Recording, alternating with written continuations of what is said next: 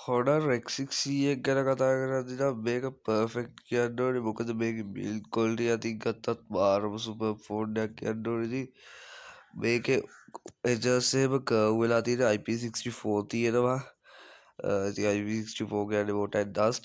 ඉතින් මේකේ SDS 5 star drop resistant පහසුකමක් තියෙනවා. මේකේ කැමරා මොඩියුල් එක එහෙම මාරම ලස්සනයි. නිකන් ෆියුචරිස්ටික් ලුක් එකක් තියෙනවා.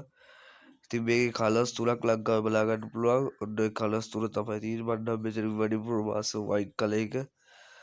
ඉතින් මේකේ ෆ්‍රේම් එක එහෙමත් ප්ලාස්ටික්, බැක් එකත් ප්ලාස්ටික්. තික්නස් එක එහෙමත් එච්චරම ලොකු තික්නස් එකක් බලා ගන්න හම්බෙන්නේ නැහැ. අතට ගොඩක් කම්ෆර්ටබල්. මේකේ AI බටන් එකකුත් තියෙනවා. ඔන්න ඔය විදිහේ ෂෝට්ස් කට් ඇපිය කරගන්න පුළුවන් අපිට මේකේ. මේකේ ඔබාගෙන හිටියම Google Lens ඔන්න ඔයාලට බලා ගන්න පුළුවන්. මේකේ ඩිසයින් එක ඉතින් ඕල් ගත්තම ඉතින් මේක සුපර්බ් ඩිසයින් එකක් කියන්න ඕනේ. ඩිස්ප්ලේ ක්වොලිටි එක ගත්තම නම් ඩිස්ප්ලේ ක්වොලිටි එක මාරම පර්ෆෙක්ට් කියන්න බෑ. මොකද මේකේ තියෙන TFT LCD ඩිස්ප්ලේ එකක් 6.61 ඉන්ච් එක. මේකේ HD+ තමයි තියෙන්නේ. HD+ උනත් මේකේ LCD පැනල් එකක් උනත් මේකේ හොඳ කලර්ස් මට බලා ගන්න පුළුවන්. මොකද මේකේ ඇකියුරේට් කලර්ස් තියෙනවා. මොකද සාමාන්‍ය හොනර්ලගේ ඇකියුරේට් කලර්ස් ගොඩාක්ම ලස්සනයි. ගොඩාක්ම සුපර්බ්. ඉතින් මේකේ 1010ක නිට්ස් per peak brightness එකක් තියෙනවා. මේකේ ස්ක්‍රෝලිං එකවත් සුපර්බ්. මොකද මේකේ 120 Hz refresh rate එකක් තියෙනවානේ. නිසා ස්ක්‍රෝල් කරනකොට මාර්ම කම්ෆර්ටබල් ගතියක් ඔයාලට දැනෙනවා. සාමාන්‍ය මේ වගේ ඩිස්ප්ලේ එකක් සාමාන්‍ය මේ ගානට ඇක්සෙප්ට් කරන්න පුළුවන්. හැබැයි ගොඩාක්ම ලොකු ෆීචර්ස් බලා ගන්න බලාපොරොත්තු වෙන්න එපා. මොකද මේක බජට් ෆෝන් එකක් නිසා.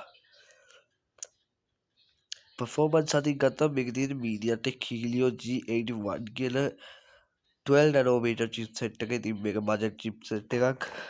ලොකු පර්ෆෝමන්ස් නැහැ.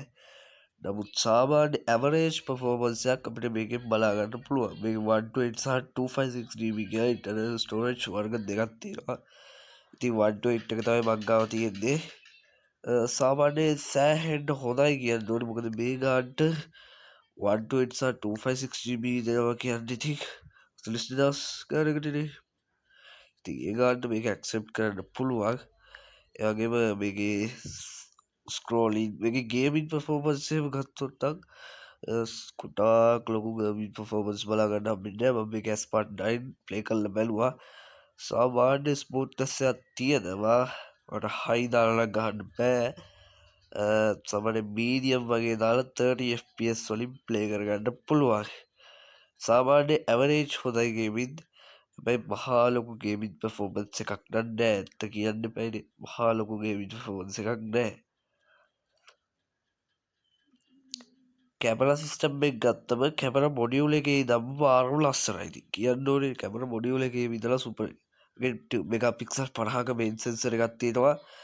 තවත් 2 මෙගාපික්සල් ඩෙප්ත් සෙන්සර් එකක් තියෙනවා. සාමාන්‍ය හොඳ කැමරා එකක් කියලා කියන්න ඕනේ. මේ ගානට තියෙන හොඳම කැමරාවක් කියලා කියන්න පුළුවන්. මොකද මේකේ අපිට ඇකියුරේට් කලර්ස් බලා ගන්න පුළුවන් ෆොටෝස් වල. ඒ වගේම මේකේ ඩීටේල් එහෙම බාරයි. මොකද 50 මෙගාපික්සල් නේ. ඉතින් ඩීටේල් එහෙම සුපර් කියන්න පුළුවන්. මේකේ සාමාන්‍ය හොඳ කලර්ස් උත් තියෙනවා.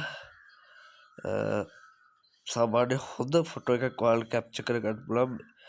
වීඩියෝ ගත්තොත් නම් වීඩියෝ 1080p 30 fps වලින් රෙකෝඩ් කරගන්න පුළුවන්. ඉතින් එහෙම ගත්තමත් වීඩියෝ ක්වොලිටි එකත් සාමාන්‍ය ඇවරේජ්.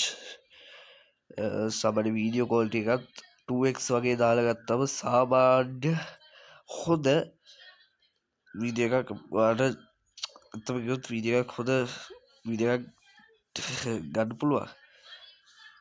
මේකේ සුපර්බ් කියන්නේ ඊළඟ කරුණ තමයි මේකේ මිලියම්පියර් 5300ක බැටරි එකක් තියෙනවා. ඉතින් මිලියම්පියර් 5300 කියන්නේ සමහරවිට තාමත් හොඳ එකක් කියන්න ඕනේ. මොකද මේ ගානට අපිට එක්ක හම්බෙන්නේ 4500ක් එක්ක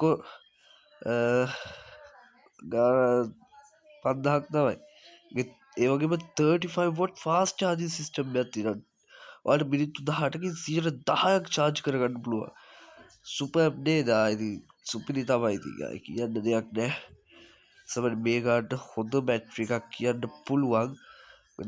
සාමාන්‍යයෙන් 5300ක් වගේ ඉතා අධික බැටරියක් හම්බෙන්නේ නෑ. මේක ඔයාලා දවස් එකමාරක් පාවිච්චි කරන්න පුළුවන්. ෆයිනලි මේක ඕල්වේස් ගත්තම අපිට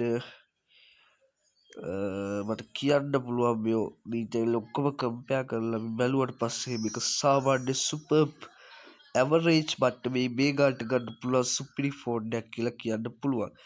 මොකද මේකේ සාමාන්‍ය හොඳ සුපිරි ඩිස්ප්ලේ එකක්, කැමරා එකක් වගේ පර්ෆෝමන්ස් එකක් ඔයාලට බලා ගන්න පුළුවන්. ඒ නිසා